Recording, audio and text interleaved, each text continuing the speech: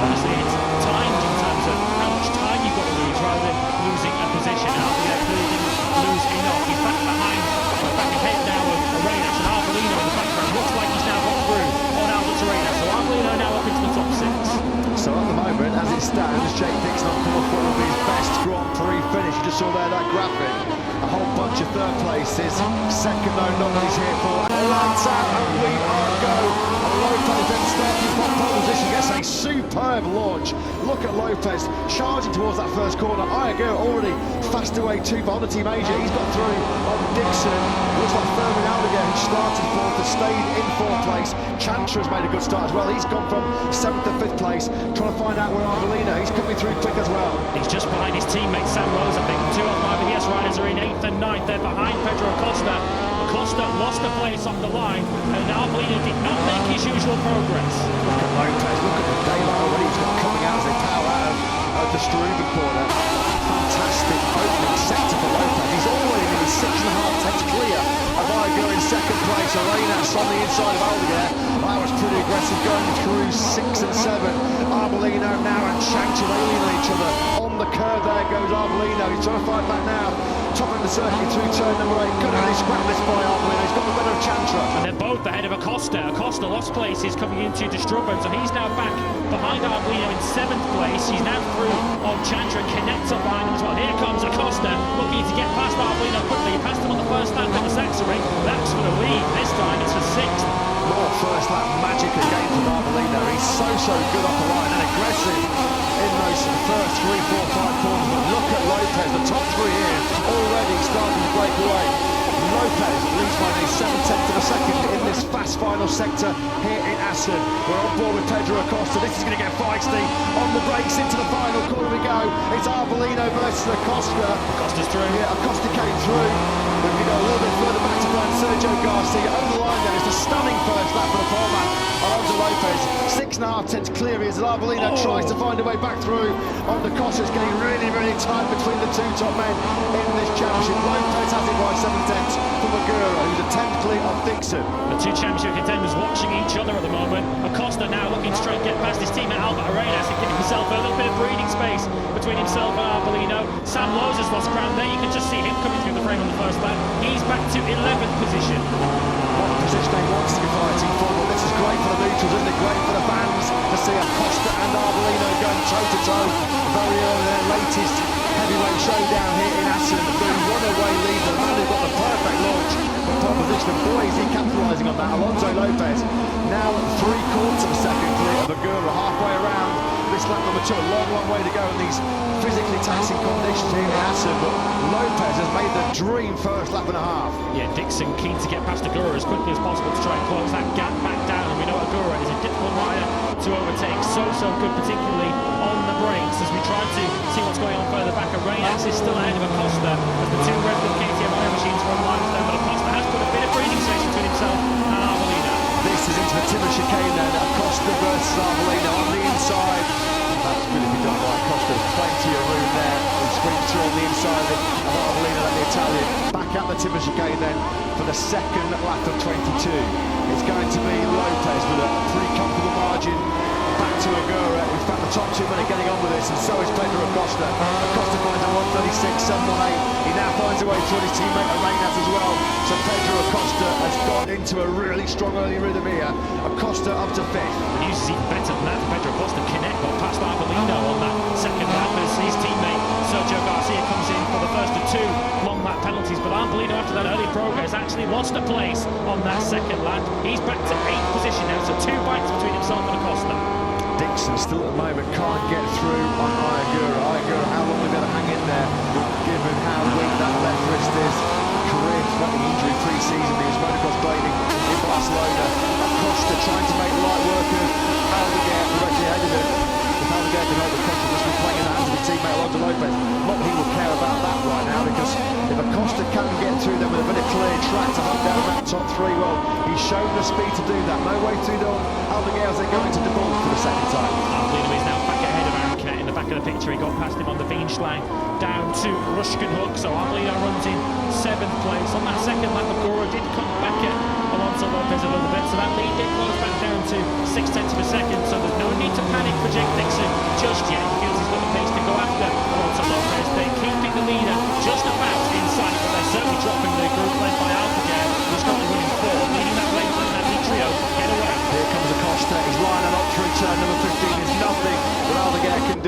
he'd have heard and seen Acosta coming through, and now Aldeguer has to slow right and he puts his hand up here. That's sensible riding from him there. He caught the chicane there, did he? And just now slots in behind Alberto Reina. Saw there's a snap on the brakes there. With the big front lock by the looks of it for Canet, and he's almost right at the back of Tony Arbolino. Scare there going into the first corner. So now then, let's see what Acosta can do.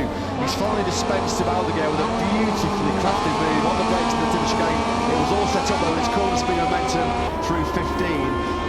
In this first sector, he's going to come through very, very quickly. I'm just going to keep a close eye on the gap between Acosta and Dixon as we start powering up towards the Bankschlag on this lap number 4. The gap between them is 1.3 seconds, so he's got time, 19 laps to do it, but that is already quite a big chasm to the top 3. Canet made another mistake on that first lap. He's dropped to 10th now, so Chantra and Gonzalez are through on him. As we now went through the second sector, Acosta is a little bit of time back on Dixon. Dixon, I'm sure, will be getting a message on his pit board this time round to tell him that the rider immediately behind him now is Pedro Acosta. I'm sure Dixon will expect to start closing in on that leading trio. The interesting fact, the unknown quantity in this leading group in many ways is Agura. We've not seen in the leading group so far this season. He certainly looks like he's back on form this weekend.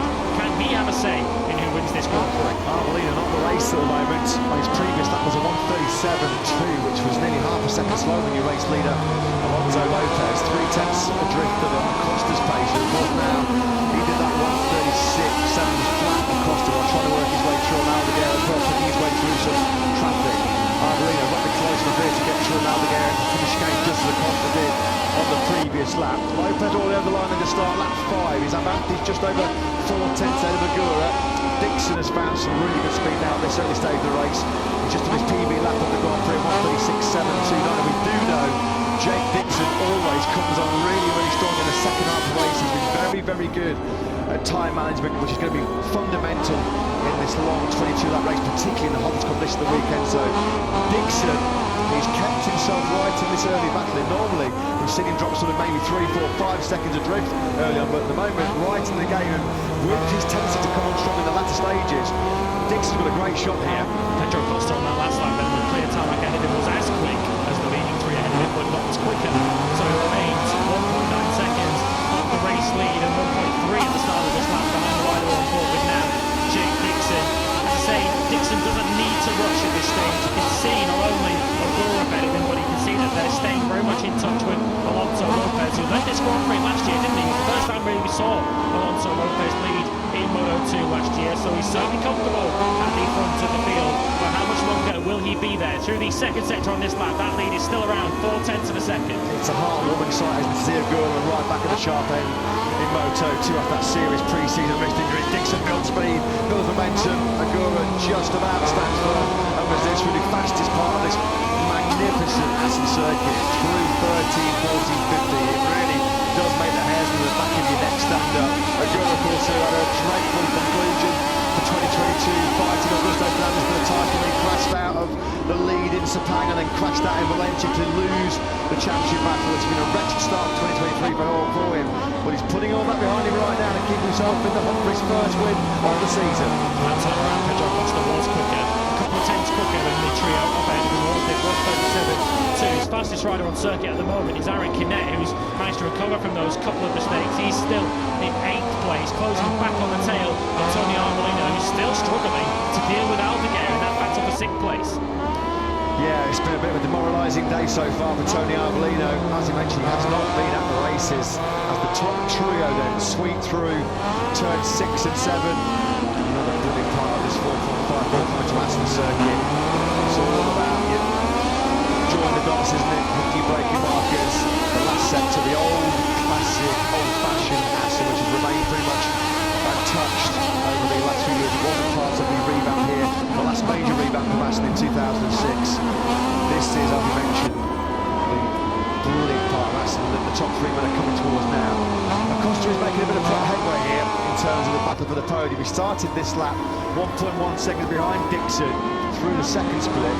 He was down to 8 tenths, although Dixon has responded and found about a 10th and a half in the third sector. That's where Agura and Dixon slightly have the measure on Acosta currently in Assen. I mentioned a moment ago that it's been a tough day for Tony Arbolino. It's a shocking day in general for BBS at the moment, because Sam Lowe's on the last lap lost 3 places. He had a terrible lap, did a 1:38.6 on the last lap, did Sam Lowe, so he lost a lot of the way back to 14th place. So Marvin, yes, having their toughest afternoon of the season by quite some margin.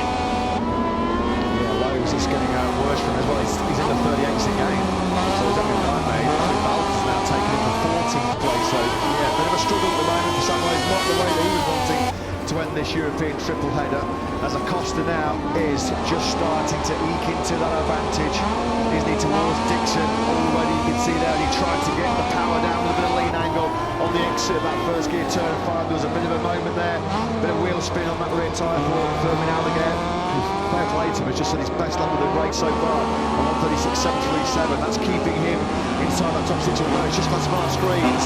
Aldeguer has a long lap penalty coming his way. He's getting that message on the dashboard. Well, that's a bit of a gift, isn't it, for Tony Arbolino? Wasn't that shortcut at the chicane, was it? We did see him put his hand up and try and limit the damage, but clearly didn't lose off enough, because we haven't really seen anything else go on for Aldeguer. It is a shortcut at turn 17, which is the middle of that Timmer chicane, so that will move him out of that 6th place. Shame for Aldeguer, because he was the fastest rider on circuit last time around. Shame for Aldeguer, but it's going to be another position gain without working for it for Tony Arbolino, which means, of course, more vital World Championship points. There is confirmation on your screens, and another 54 will have to take the long lap penalty loop. This just gets a feel that it's all starting to concertina up a little bit, starting to bunch up back at the front here. It's not a long way to go here in Assen, 15 laps to go. Alonso Lopez has led all 7 of them so far, having got the great start from pole position.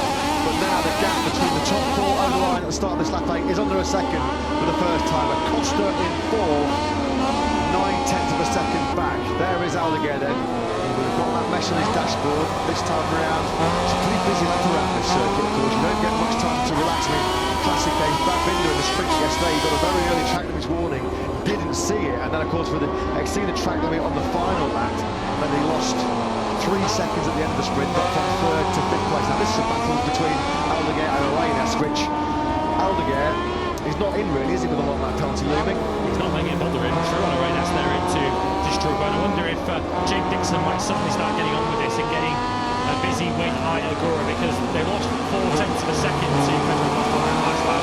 Dixon will surely be aware now that the number 37 is now right on the back of him, and surely Acosta, when he gets there, will be keen to attack as early as possible. So Dixon goes down the pace to go past Agora. Surely he's going to try it very soon, as Tony Arbolino tries to deal with the teammate of his title rival, Pedro Acosta. Arenas, who holds 6th.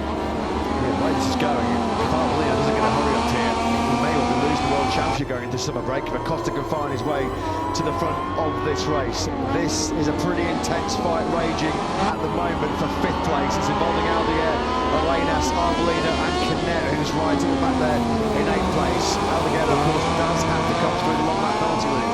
It's another lap being led by Lopez then. Over the line we go. It was close to track this there, wasn't he? Coming back the chicane was Aldeguer. So too was Canet, who tried to find a way through. Alright, here we go then. Agora, Dixon's gone through on Agora into the first corner. So Dixon now sensing that Acosta is coming. He's going to get the pit board about the 37's hot streak. And Dixon for the first time finds himself up in the P2. What can he do now? About a near 3/10 gap to Lopez at the front. Acosta is wide there. Looked like he might have actually tucked the front going into turn number 5. Gathers it all back up, but that's going to cost him a bit of time. Yeah, through that first sector, Acosta about a quarter of a second to the group ahead of him. In fact, he lost more than that compared to Agora. He was half a second down at the start of the lap, and he's now the best part of a second adrift of that leading trio. Aldeguer, who's not come through for that long lap penalty yet. Let's hope he's seen it, and then he knows he's going to come through that long lap penalty. But he'll probably be thinking to himself, like, get the position up. But obviously, it's timed in terms of how much time you've got to lose rather than losing a position. Aldeguer clearly didn't lose enough. He's back behind, back ahead now with Arenas, and Arbolino in the background. Looks like he's now got through on Albert Arenas. So Arbolino now up into the top 6. So at the moment, as it stands, Jake Dixon on course for will be his best Grand Prix finish. You just saw there that graphic. A whole bunch of 3rd places. Second though, not what he's here for, his beloved Assen. He's here for the first victory. He said pre-weekend he loves Assen, probably his favourite circuit. The next 2 races, of course, Silverstone's home Grand Prix in early August. You do feel that big opportunities for Jake Dixon to take the victory here, and he is right now on Lopez's case. We start lap 10 of 22, and here comes Jake Dixon. He's going to go from the inside. He took the forward, didn't he, there on the previous lap? That's where Dixon's strong. He's got real confidence on the front and the back. Callum's machine braking hard into first corner, but Lopez at the moment is just about holding on. Marshall's running in the background. Someone's gone down there into the first corner. Somkiat Chantra, who's gone down. So just as his teammate loses second place, Somkiat Chantra has clearly lost the front going into Arbon. So his 100% point scoring record in 2023 is over. Yeah, he does the walk of shame, accompanied by one of the marshals. Happy though to see that Chantra is A-OK. Lopez then now. How much longer can he withstand this onslaught coming from Dixon? He'll know as well that Agura and Acosta are also firmly in this hunt. Further back than is Aldeguer and Arbolino. He's going to have to come in pretty sharpish for this long lap penalty, isn't he, Aldeguer? Otherwise there's going to be more punishment coming his way from the end by MotoGP stewards. We're on board then with Arbolino. Through turn number 9 he goes, left-handed the ball, right the top of the circuit, now through Mandevay, the lead quartet go. Fair play to Acosta, he made that mistake on the front of the Schroeder a couple of laps ago. It's taken him very, very little time to regain his cool composure, and now he is right on the rear tyre of Agura again. There's a reminder to Aldeguer, if he doesn't serve that long lap penalty next time around, he might be able to come through there twice in the future. Arbolino will be very keen to see Aldeguer disappear out of that long lap penalty, because he'll be...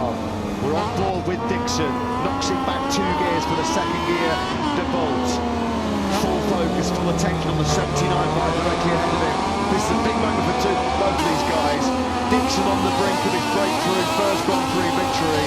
And Agura looking to put all of his recent heartache behind him for the top few months, hasn't it? Losing the World Championship late on last year with 2 crashes in Sepang Valencia, and then all the injury woes he's had.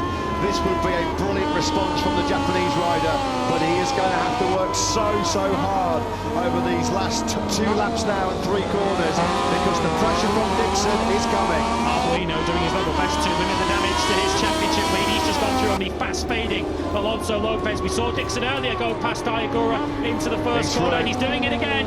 Oh, they almost touched, and Agura's going to go wide. Agura's going to go off the circuit, nothing you can do about that. They were side by side coming out of the Timber chicane, and Dixon just squeezed the inside line. Acosta's got to come through for another long lap. He hasn't seen that message as yet. There could be a time penalty post-race coming the way of Acosta. The long lap or the post-race time penalty will clearly dump it off the podium, no question about that. This is the move then. Side by side they go. Dixon just chopping the nose off there, wasn't he? He squeezed to the left there. It was a pretty aggressive move. There we are in the back of the Honda Team Asia garage. Crew chief Norman Rank there. You can clearly see what he felt with that move. We'll have a close look at it, won't they? Arbolino, another rider to get a track limits warning.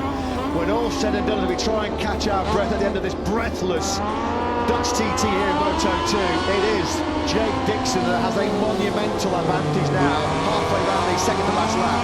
We haven't had a message yet on our timing screens that Acosta's got a second long lap penalty there. Surely going to be taking a look at it, because we showed you the replay as he came to the long lap. So Pedro Acosta well within his rights at the moment to continue out there in 3rd place, but it looked clear as day to us, looking from up here, that Acosta did cut it, but he might have a struggle to hold on to that place. Anyway, Celestino Vietti's got a long lap penalty.